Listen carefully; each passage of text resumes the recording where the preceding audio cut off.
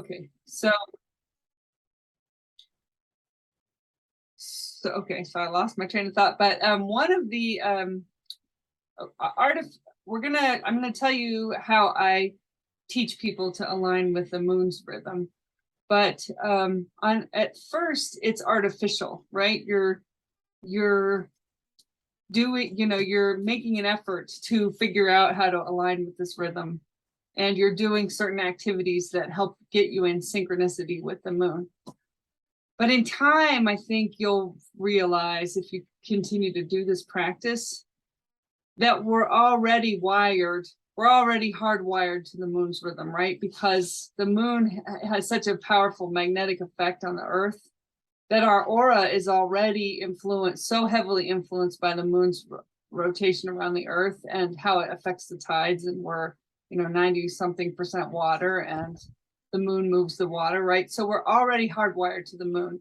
And so what happens in my experience is, or at least what's happened having done this for so long for me, is that I've realized I've become more aware how the moon is influencing me, or how I'm already a natural part of this rhythm.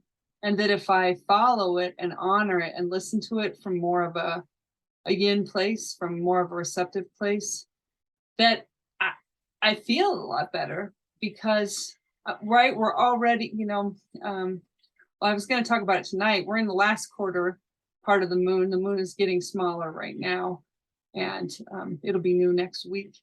And I don't know if you've ever noticed, but like when the moon is full, you have a lot of energy. You can't sleep. If the moon, especially if the moon's like coming in your windows of your bedroom, it's like, you're restless and you want to stay up all night. Yeah, And yes.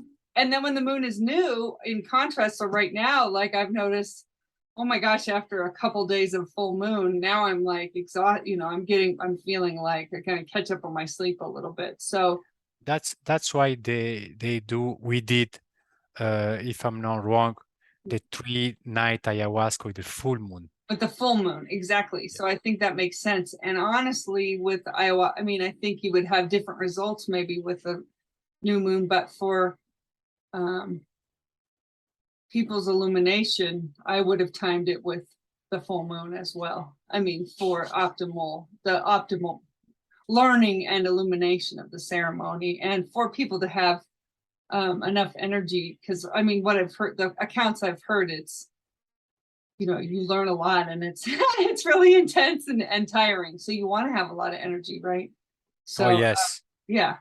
So let me share my PowerPoint, and I probably have okay, wait a minute. I'll just have to switch my slides here. Okay, so what I told you was it's like soul gardening, so on one hand, we're going to learn. Let me put you so I can look at you, put you closer, my window here. On one hand, I'm gonna talk about how to align with the moon's rhythm, but what I really teach on the Monday class is both how to align with the moon's rhythm, but how to also align with the solar rhythm, which is like a similar cycle as far as the waxing and waning of the energy, but it takes a year, right? Instead of 29 days. So, and then the relationship of the sun and the moon have a synergistic relationship. So for example, right now, this is what I'm going to talk about tonight to the Monday group. Like, the moon is in the last quarter, the sun is in its last quarter, the fall, and it's a really optimal time to release any issues that have been persistent.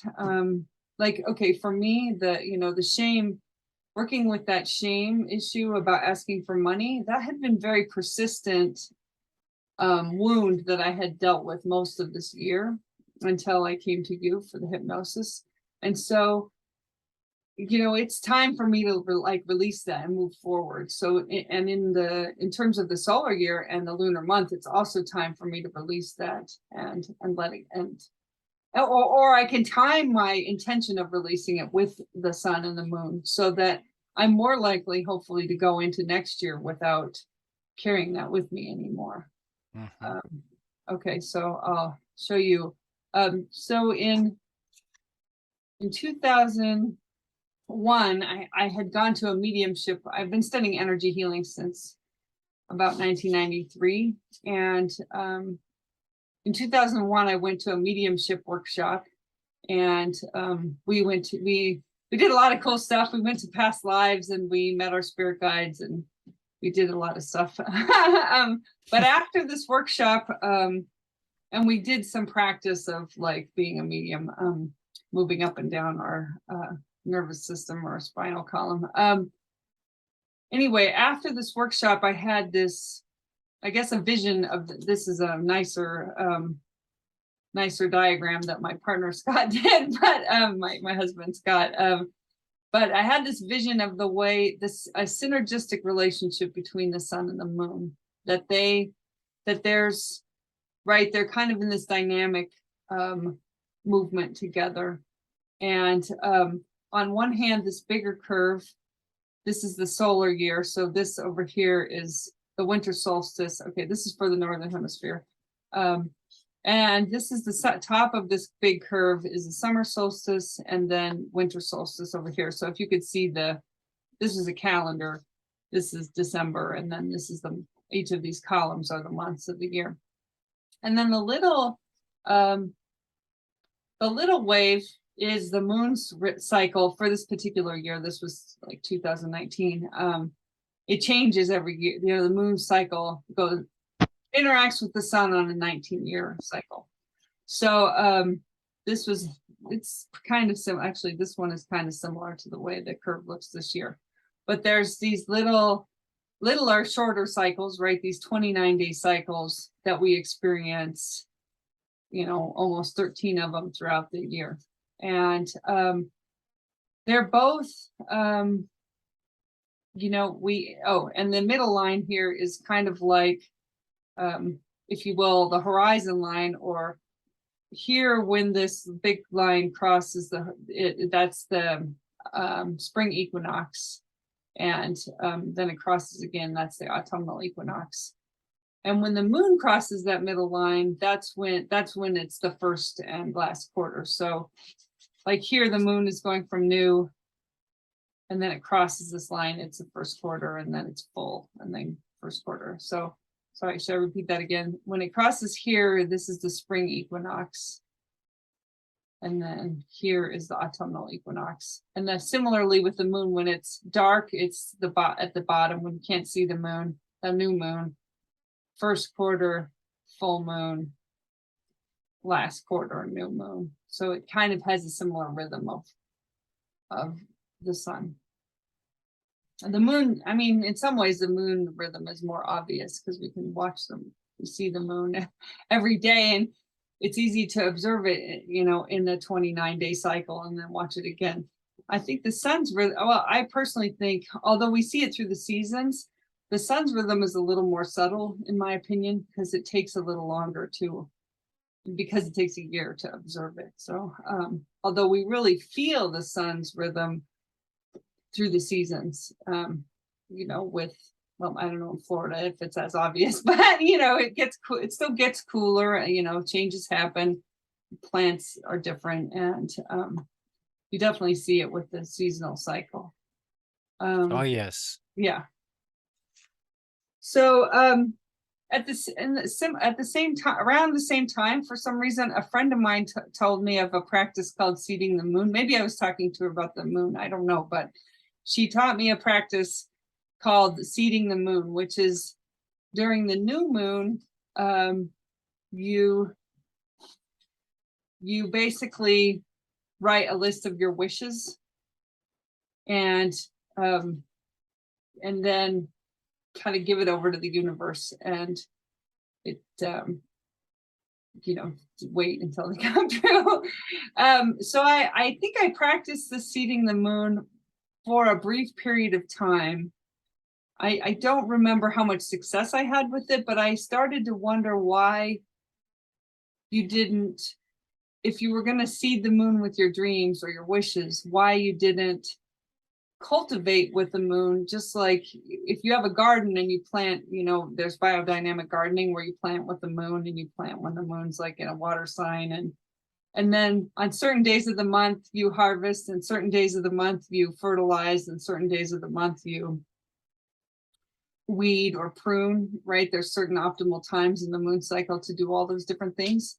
So I get the question I have been gardening, and I'm not a great gardener, but I do garden with the moon as a kind of more of like a hobby.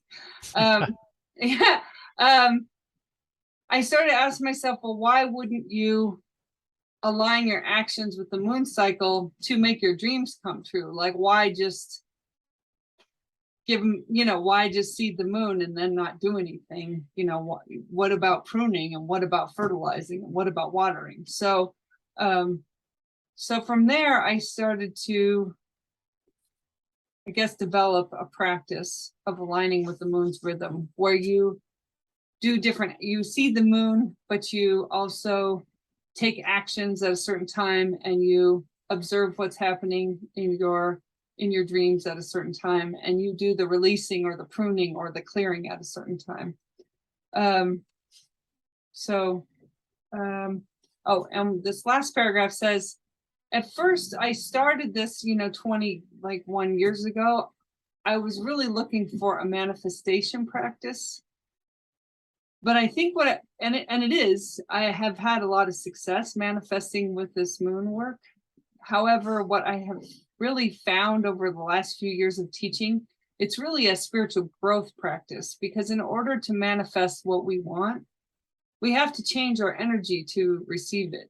And so this is more like a self-reflexive spiritual growth practice, as far as what we're asking the universe for. Let's say we want success with our spirit, with the work that we're doing, our healing work, right? We really need to change ourselves, right? Release the resistance we have, or put ourselves out there, or learn the capacities in order to receive, right? In order to receive that, and right, there's something that we have to do, the work that we have to do in order to make that a reality, even though I believe the universe also, there's a saying, like, as we take these actions towards realizing our dreams, the universe, right, conspires on our behalf to help us achieve them. So, sorry, if you the power of intention, no? Yes. And practically they say, like, to be able to manifest that intention, no? Example, yes, you want to be successful, no? It's like, it's not just to say, I want to be successful and I will be successful. We know that's not working that way, but you have to really be there. Be already successful, right? You have to feel that. Yes. And you have to feel in the way you are successful, and you work in that way. I mean, if I'm speaking, but for me, I want to be one of the best hypnotherapists, spiritual hypnotherapists, and I see myself go around the world and share in front of some convention worldwide my idea what is the hypnosis, spiritual hypnosis. So I see that. So you're telling me, and I think I understand that, if I understand correctly. So if I do that and I really feel that when during the full moon, so that can be more effective. Yes. I'll show you I'm going to use that, if I can, I'll use that as an example as I talk about the moon cycles. So yes, so your intention is to be, did you say the most or how did you phrase it? The very successful hypnotherapist. And okay. Yes, so that's a great example, because, right, as you take actions, right, you're doing that. You did the Mastermind Academy, you're learning new capacities and skills to put yourself out there. You're probably always learning how to improve yourself as a hypnotherapist. But then I also believe there's a magical part of the process where, right, the universe is helping you achieve that, right? They're putting you in the right place at the right time. I'm sure you've had opportunities Oh, well, kind of like this guy. I mean, I know you earned it on one hand, but the opportunity you were telling me with partnering with the shaman, that Mhm. seems like, right, that increases your um opportunity to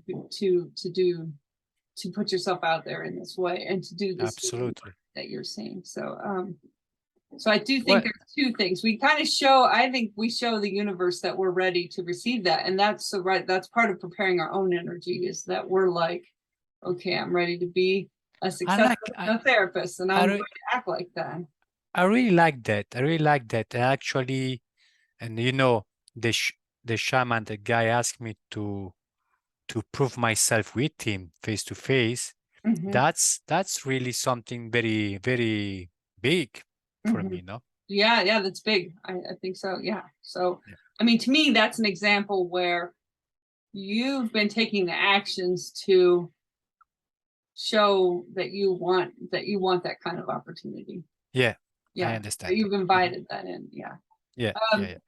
so, I mean, this is kind of, I'm giving you a quick overview because I think at first I used to teach people like a 2-hour workshop of how to do the 4 phases. And then I had, I think people got a little overwhelmed with it. So I started teaching it just like doing it once a week so people could come and be like, okay, this week we're going to focus on the last quarter. Next week we'll focus on the new moon. Then we'll focus on the full, the Mhm. first quarter. So I think that's easier to just do the one piece at a time. So really, I think you could break the moon down. The moon goes through all the zodiac signs in a moon cycle. So you could break it down into 12 chunks. But I think for most people, tuning into it about once a week is is realistic, right? Not you could look at the moon every day and see where it is and how you feel and use it to chart your emotions and actions. Although I think that's not very practical for most people. So this is aligning with just the 4 major phases of the moon. So at the bottom of the chart here is what it says. Listen, that black dot is the new moon, and okay, at the new moon, as you probably know, the sun and the moon come together in the sky. So if you see the crescent, okay, I think of it in the west, right? I'm pointing to the west because I'm like, when you first see the moon in the cycle is when it's got the waxing crescent. It's on the horizon in the west at the beginning of the moon cycle, because the sun and the moon come together and you don't see the moon for several days because it's dark. And I think of that. I mean, if you want to think symbolically, if the moon is your emotions and your subconscious and how things come to your consciousness from your subconscious, like that interplay of conscious and subconscious, that's what I think of the moon. And you can think of the sun as your higher self, or perhaps your conscious awareness, or maybe even your super conscious. And every month they come together, and they have you can't, if you listen, right, they kind of have a dialogue. Right, Yeah. when the sun and the moon are together, they have a little conversation. And so I suggest that people listen at that time and gather the information about, like you said, what is your dream? Your dream is to be one of the most successful, or the most successful hypnotherapist, to help people in X way, to maybe travel and to present your work in different countries. I'm just making it up, your dream, but and you want to improve your skills in X way. So I really listen around the new moon, and specifically on the new moon, for that kind of insight about what it is that I want to make more of in my life. It's really about, like, what do you want to bring forth? What are your dreams, and what do you want to grow in your life? So I think that's partly why it's called seeding the moon, right? You're planting those seeds of what it is you want to grow and bring forth. So you do that on the new moon, after, like, once it's new and growing, not when it's, right now the moon is waning, and don't do that. If you're going to do a ritual to increase the dream, do it after the moon is new. And So you're going to do that like on the new moon day. And then then the moon is going to grow for about 2 weeks. It's going to wax. And at the first quarter, and you'll see the first quarter, the moon at sunset, the moon will be directly overhead on the first quarter. That's when the sun and the moon are in astrology, that's called a square. The sun and moon are in a square relationship, and that's an active energy. But also with the waning rhythm, I suggest people take supportive action. So, okay, so let's say your dream is to be very successful hypnotherapist. And so on the first quarter moon, you're going to sit down and you're going to make a list of things that next steps that you want to do to increase, to work towards being this most successful hypnotherapist. So it could be like take a class or go to one of these ayahuasca ceremonies, or right, there's lots of things that you probably, it could be to promote your work on Facebook Live or whatever it is. Like it could be marketing, or it could be to improve your skills or capacities, or any other thing. So you basically, your action for this, your ritual for this moon, the first quarter moon, is to write down supportive actions of your dreams and then take the supportive actions. So, and I think, okay, I can give you if we have a minute, I think that has we've got a few minutes before people come on. That has 3 effects when you take supportive actions towards your dream. 1, you're moving towards your dream. So it's like very overt. 2, you're telling the universe that you want what you're saying you want. And the third one, which I think is more subtle, which I've kind of been developing by realizing this year, is it also, if there's anything inside of you that is in conflict with that dream, it will show you the resistance. So by the time you get to the full moon, you'll either see the energy growing towards your dream, like you'll see it happening and growing, or you'll realize that you have resistance to it. And so in this full moon phase, I suggest that people take time. It's kind of like the listening phase, but to be very truthful with themselves and observe their life from a very truthful point of view and see what's happening. So say your dream is to be very successful, what's happening with that? Did you procrastinate for 2 weeks, or did you take actions? Were you excited about it and are opportunities happening, or are you, steeped in, perfectionism or something? You know what I mean? Like, be very honest with yourself in the full moon with what's real and what's, is there energy moving towards that, or, is there stuff that needs to be, moved or changed to move forward? And then the last quarter, so then after the full moon, the moon starts to wane. It gets smaller, it appears to get smaller, and the energy is reducing. So in this last quarter, again, which is an active phase, because it's at that square, it's in another square relationship with the sun. I teach people, which is what I'm going to talk about tonight, because the moon is the last quarter today, how to do a ritual for releasing whatever it is that is either no longer serving you, or like, let's say I'll give you an example from my own, from regarding the shame thing that we did with my mom. I did a ritual last month at the last quarter to release the shame. I had kind of identified that there was some kind of shame there. And then I did the ritual, and then I received the opportunity to work with you. And I was like, oh, this is great. I really want to work through this. So, okay. So with the releasing, sometimes it's just, okay, somebody's going to join us. Sometimes it just goes, you release it and the energy goes away. Like if you're in, I don't know, something simple. And sometimes I have to release it multiple times.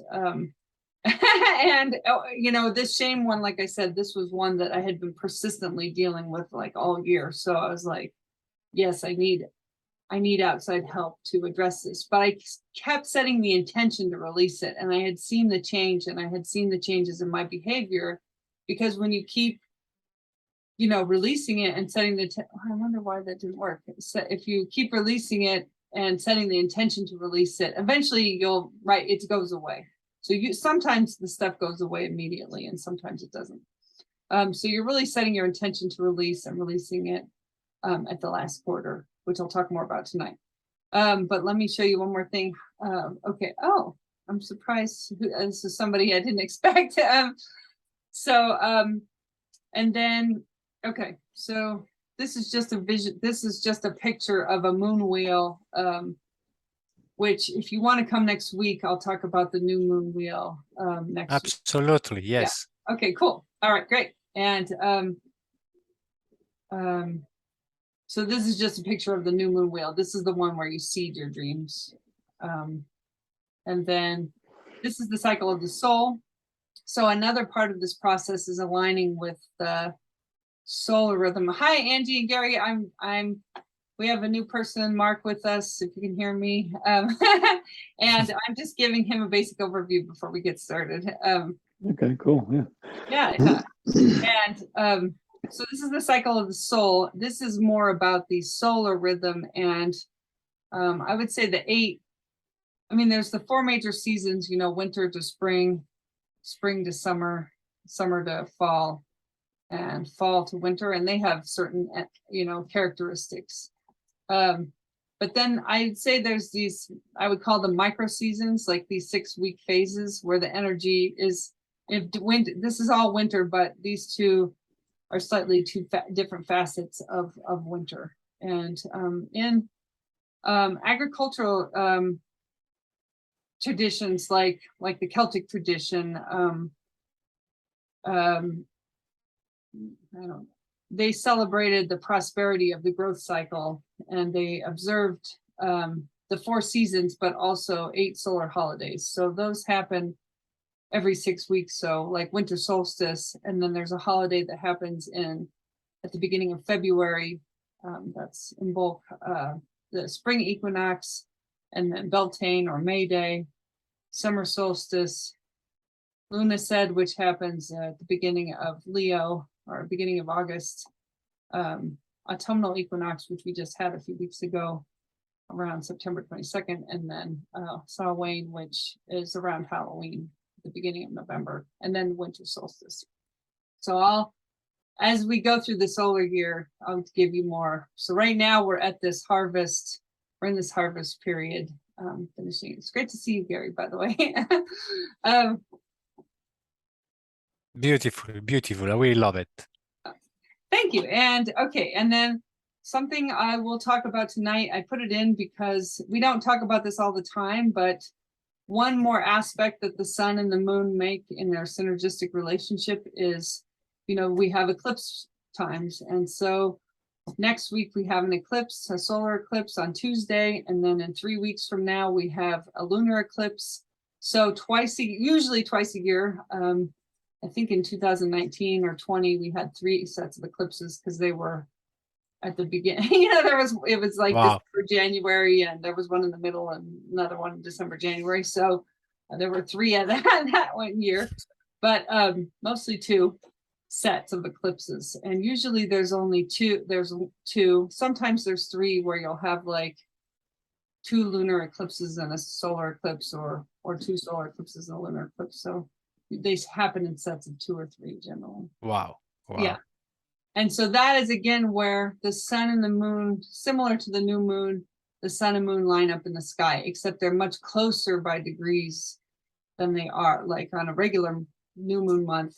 They're not close enough to make a solar eclipse by degrees. So, but these 2 times, okay, something to watch actually, which is, I think, interesting if you enjoy watching the sunrise and the moonrise. Oh, yes. You will see the sun's moving south right now for us in the northern hemisphere. So you'll see, if you watch it every day, you start to see that southward movement. And at some point they cross in the sky, which is when the eclipses happen. And you'll notice as winter as if you watch it over the next few weeks, the moon will be much farther north. Hmm. And then in the summer, it's like they flip-flop, like the sun's north and the moon's in the south. And you'll see them kind of do this dance in the sky, Yeah. but you kind of have to watch for it. And so we're at that moment in the year where they're crossing paths, and we see an increase in the energy from their proximity. So let me stop sharing this. Hi, Angie and Taz. This is my friend Mark. Mark and I have been in the Mastermind Academy for the last 4 months together, and he's interested. He's a hypnotherapist, and he's interested in the. Nice to meet you guys. Nice to meet you. you. Hey, Mark. Yeah, so I'm going to stop share because I have now a different PowerPoint for our Monday class. So good to see you. And oh, Angie, you're back home. I guess it's work day, so you're back home. And Gary, good to see you. Are you back in Sedona? Hi, back in Sedona, yeah. Okay, back in Sedona. Okay, cool. And Taz, I know you're there. I'll just keep recording. Anyway, so tonight I told you, the three of you, that tonight's about the triple releasing energy. Sometimes we talk about the double releasing energy of this time of year, meaning it's the last quarter moon and it's the last quarter of the solar year. That's the double part. So it's an optimal time for, releasing or letting go of anything you don't want. That can be physical, emotional, mental, or spiritual. But we also have eclipses, South Node eclipses, which I don't know if they're fun or not, but so we have this, like all roads are leading to letting go right now. So if there's anything, I was just telling Mark, with this last quarter of the year, if there's anything that you've been challenged by working on this year, or anything that's been coming up, this is a good time to really focus your efforts on letting it go. And, I'm gonna tell you a story about the eclipses. Okay, I was aware of eclipses as a kid, of course, but as I started to pay, I've been doing the moon work for 20 years. I wasn't really aware of the eclipse energy until about 2013. And then I started to be like, okay, let's pay attention to what this is all about. In 2014, there was a set of eclipses, and I'd known about them at this point, but I hadn't quite figured out for myself what to do with it. So in the spring of 2014, I was applying for, I was having really hard financial times. I had been divorced for about 2 years. And I decided to stay in the house, or my ex-husband and I agreed that I would stay in the house. But it was the mortgage was high and the utilities were high, and I had to pay property tax and all the homeowners' expenses. And I was going into deeper and deeper debt every month. And so at this eclipse, I was applying for a job at the university to be an art professor. And I don't know if you've ever applied to be a professor of a university. It's a huge application process. It took me probably a couple months to get all the recommendations, and because I was applying to be an art professor, I needed to have a portfolio and my curriculum vitae and all these essays and letters and this and that and the other. So I had spent several months, and in the midst of doing this and working so hard on the application, my beloved cat died, and I just want to say that was really hard for me, and as we all love our pets. And I don't want to go too deep into it because I'll probably start crying, but I felt like I didn't have enough time because I was so pressured to get this application done.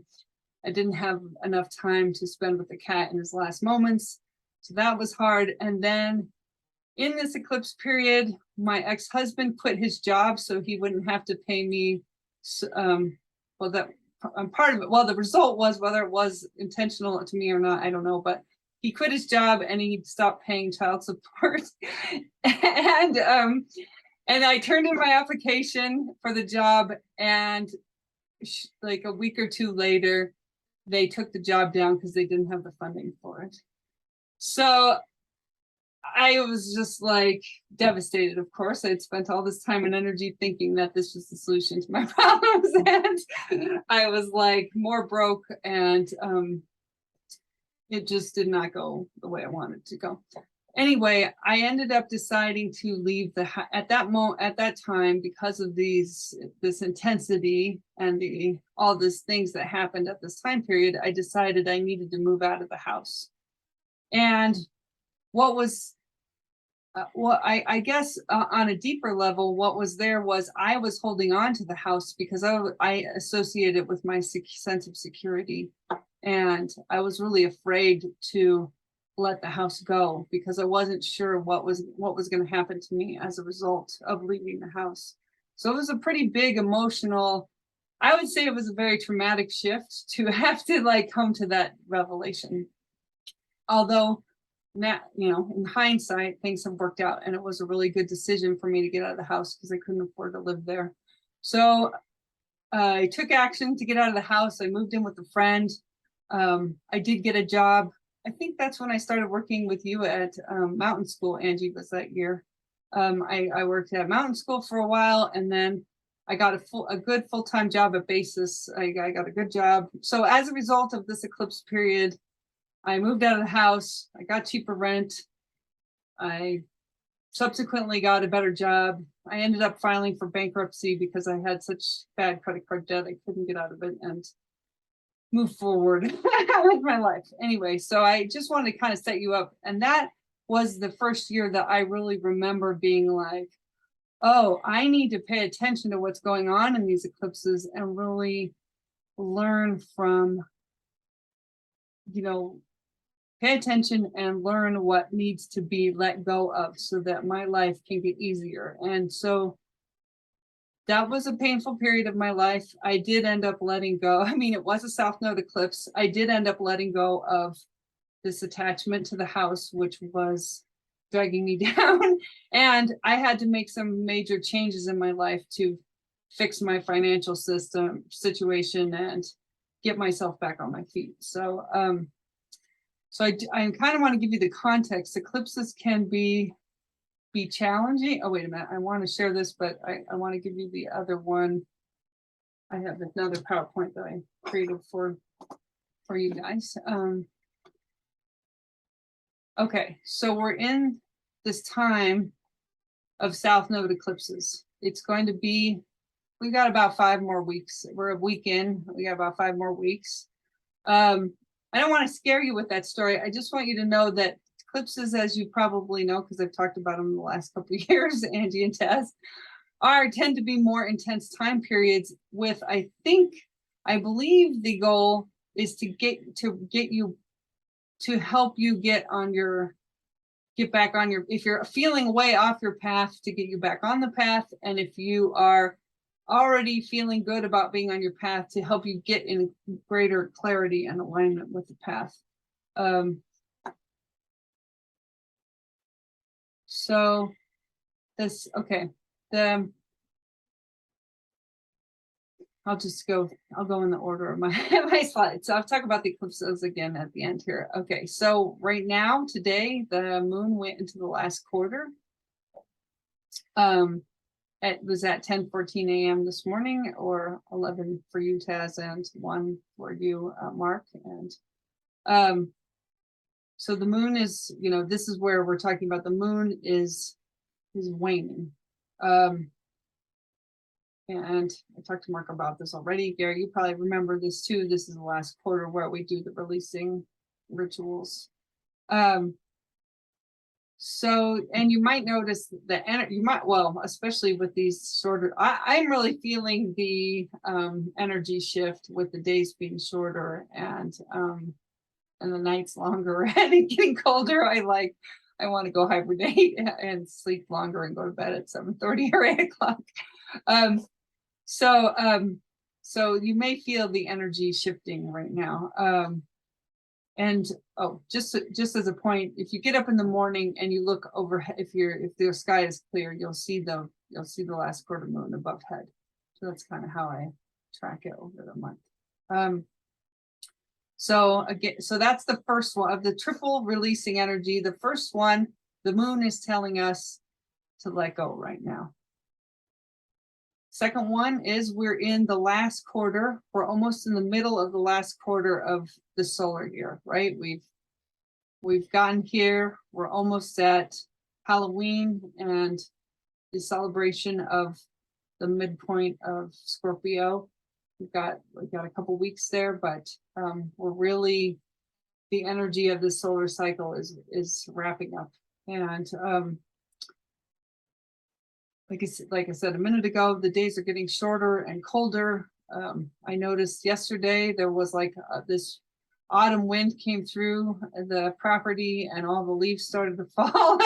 And I was like, oh, I mean, they're not all yellow yet, but the ones that were falling. And we really are finishing up the harvesting of this year metaphorically. And I feel a definite call to go inward. I don't know if you guys are feeling that too, but like I am wanting to, make soup and go inward and get more sleep and just take more time for self-care and stuff like that. So again, this is the second sign of like, let's let go and surrender.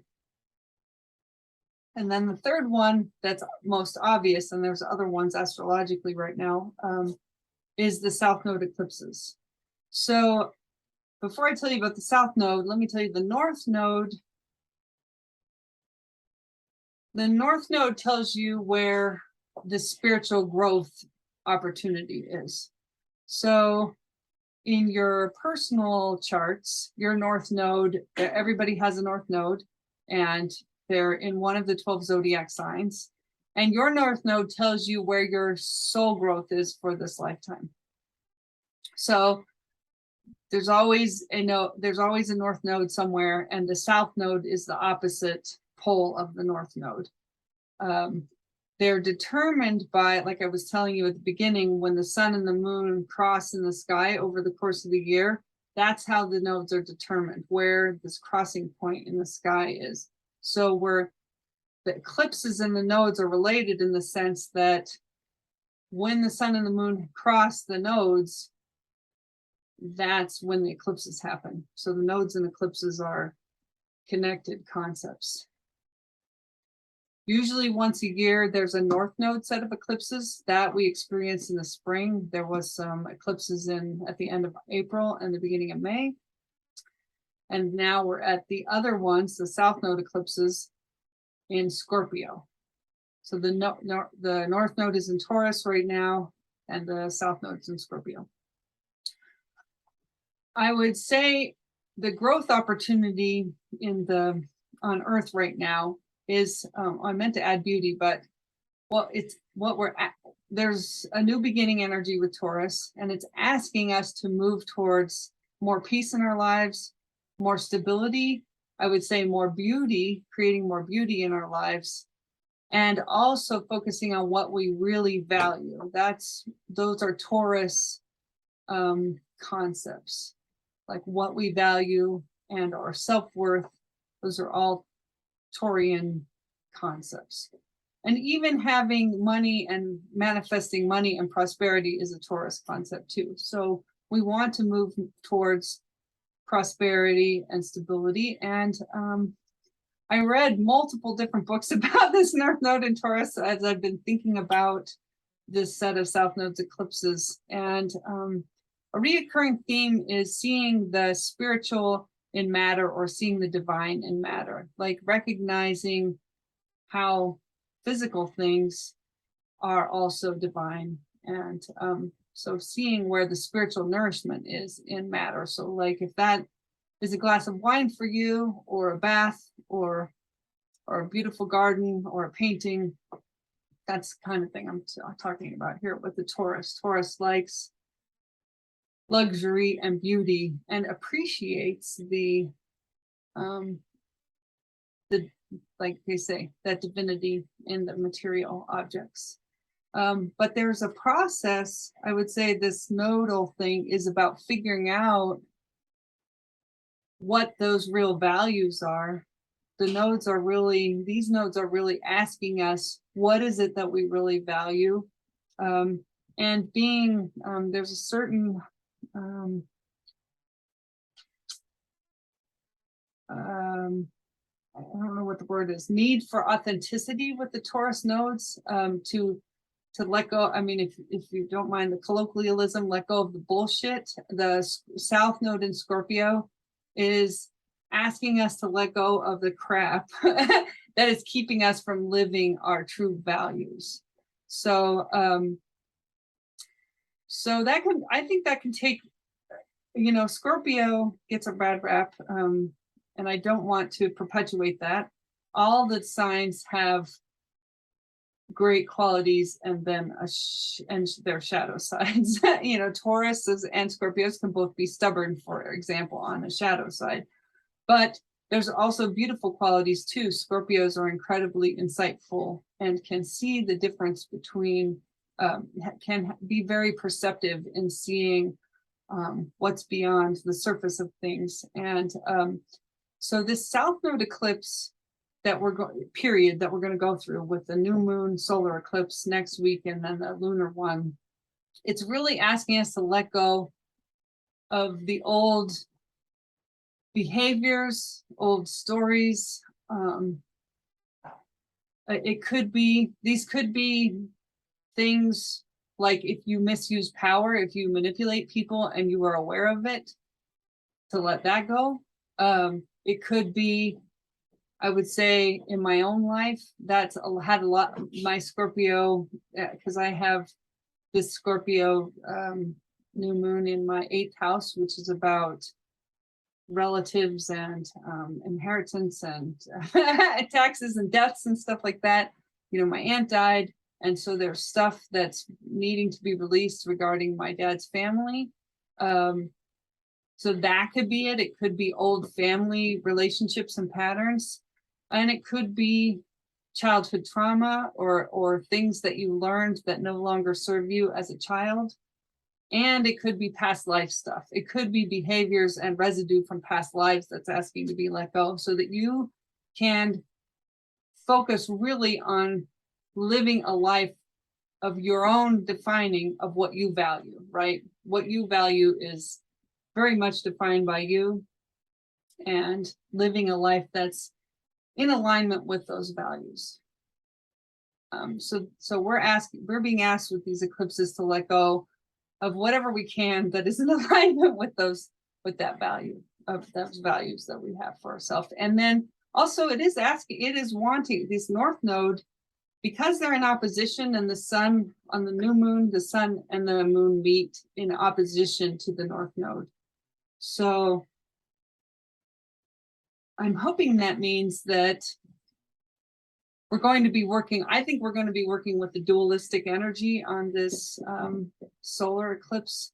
There's really the need for releasing and letting go and opening the way to create more. I mean, that's what we do every month with the moon, but really on this new moon, there's going to be that energy of making way to create that more of what we value in our life, and making way for the peace, stability, beauty, hopefully prosperity too, and that divine in matter energy. But there's going to be the letting go element, and then I want to plant the seed that you focus on what you value for that moon as well, because you kind of have to see them in contrast, right? You see what you value, and then you see, oh, maybe there's some things that need to be changed to make way for that. Oh, and in addition, I think this might, oh no, I got a couple more slides. Just as a point, I would really concentrate on that on Saturday. The sun and Venus are meeting in the sky this week on Saturday. There's a woman who wrote a book called The Venus Star Point, Ariel Gutman, and I can send you that website if you want. So that's sort of like a new moon, right? When the sun and Venus meet in the sky, it's like a new moon. They meet up and they're in alignment. You won't, I don't think you'll be able to see Venus because I think she's on the opposite side of it. Let's see, where is she? She might be on the opposite side of the sun. Sometimes you can see Venus on the inside. I can't remember which part she's at, but so they meet, and it's a really good time because they're meeting in Libra to focus on what you value. There's very Venusian, Libra is also ruled by Venus, and so focus on what you value in relationships. Libra is about relationships, but I would really spend some time thinking about what you value as part of this eclipse phase, especially with this Venus star point happening on Saturday leading up to the eclipses. Because ultimately what you want to come away from with this South Node eclipse is more space for bringing in, like I say, the peace, stability, and beauty, divinity. That's what you're making space for. So I'll leave it at that. And so, okay, I'm just going to review the last quarter moon ritual because Mark has not learned it yet, and hopefully that's helpful. So this, Mark, you have a slightly different handout that I made as part of TMA. So this one just can have a picture of this one. Okay, you can use the handout I sent you or draw your own. I'll just show you for reference, Mark. A lot of us use okay, this one has a collage on it, but I use a book that I got at Michael's. It's 11 by 14. It's got 60 pages of 11 by 14 paper, and I draw all my moon wheels in this book where I can keep them as a collection. Keep them right. It's got the spiral thing. I can do a whole year's worth of moon wheels in this book. I should. Okay, at the end I'll show you one that doesn't have the collage on the front. Okay, anyway, so there's a line. You can put the date at the top. That's if you want. I mean, I like to date mine. I like to keep track of them. On the right side, so as I was filling mine out today and yesterday, and you can start with either side or however you want to do this. Sometimes this week I started with the right side. I was like very clear on what I wanted to release because it's been pretty present. This was from last month, but some of the same stuff has been there. So I was like, okay. So I went to see Mark. I'll just say Mark is a hypnotherapist. Last month I put shame of asking for money. And I set the intention to release it. And then I had the opportunity to go a hypnotherapy session with Mark. And we worked on that particular event in my childhood where I felt that emotion of that shame of asking for money. So that's, as you guys know, because you've been coming, that's been kind of a theme of my year. So I'm going to just I think it's changed and shifted this month, but I'm just going to put it on just in case this month too. And there, last month there was a lot of pain around the shame trauma. I can say this month I am not having that, especially after seeing Mark and doing the hypnotherapy. I do not have the pain around it. I'm not in pain like it was a month ago. So sometimes I write what I want to release first. And then I figure out what the opposite is, or figure out what it is. What am I releasing? What do I want? What do I want in its place? So last month I identified, I wanted to feel comfortable. I wanted approval for being able to ask for money for my work. And I wanted to feel proud of being able to ask for money for my work. So I put that over here on the left side. And then you kind of can see, I'm just giving you some examples so you know how to fill it out. I've had some pain in my left hip and sacrum. I put that down last month, and then I also had a really good Rolfing session. This was the same week that I saw Mark actually, and she helped, it helped a lot. I still have a little pain, so I put it again in my thing, but I'm gonna keep working on it until it goes away. So if it doesn't release right away, put it on the next month if it's persistent. And then, okay, sorry, I'm getting sidetracked. So on the left, you're gonna put, really, there could be new seeds for your next moon wheel, or the things that you want, that you're making room for. The things you want to increase are on the left, and the things you want to release are on the right. And then you tear off the right side of the paper, like I fold it and tear it, and then I burn it and let it go. Today, because the moon's in Cancer, I burned it and then I sent it down the creek. So I let it go in water just because the moon's in a water sign right now. But you could wait until, I think tomorrow, Wednesday, the moon goes into Leo. If you want to wait till the fire sign, on Wednesday and Thursday, the moon will be in Leo, and mostly Wednesday and Thursday. But you could do this today. Or you have time. I would do it before Monday next week, but you have time all week to do this ritual. And then I wrote last month, because I was in a lot of pain, both in the shame and in my body, I wrote up a ritual that I've used in the past for changing something that I have found hard to shift, an energy I found hard to shift. So I have this, I just going to review it really fast. I have it written up in a PDF to send you if you want it. So this one, so here's what I wrote about it. In general, the moon work is effective in clearing and keeping your momentum. So from month to month, the regular ritual we do is pretty effective. However, I have noticed there has been some times and circumstances where I've touched upon a wound or a childhood trauma that requires more attention or professional help. If you have something like this, and let's say it's lasted over 3 moon cycles, it might even be something that's longer than that. I think the shame thing has been like 6 or 7 moon cycles. So I would say use this ritual, and then also like I did, go to Mark or go to someone, seek the care of a professional. I know you guys do this anyway, or multiple professionals to support this healing. So this is for something that just isn't completely clearing with the moon ritual. So I make some time and space for myself to explore this. I like to learn the wisdom. I mean, as you probably know me, I like to gain the wisdom from learning from this pain and suffering. So this ritual is partially about that learning process. So I'd make some time and space for yourself.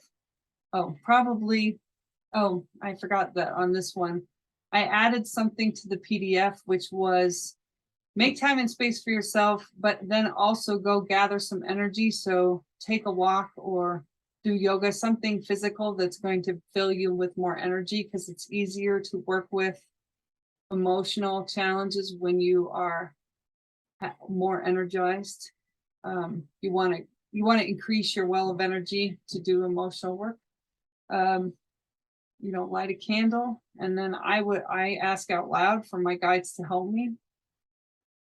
And then let's just say, I'm just reviewing this, so I'm going to send it to you. I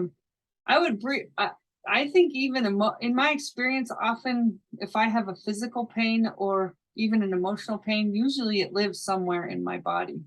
So I try to find, if it's more on the emotional side, I really try to figure out where I'm feeling it. Am I feeling it in my stomach, or am I feeling it in my chest, or am I feeling it in my head or my ear? So I really try to pay attention to where I'm feeling that in my body or in my energy field, and get in real contact with it. And then, where do I feel it? I try to figure out what color it is, what shape it is, what texture, is it heavy or is it gooey?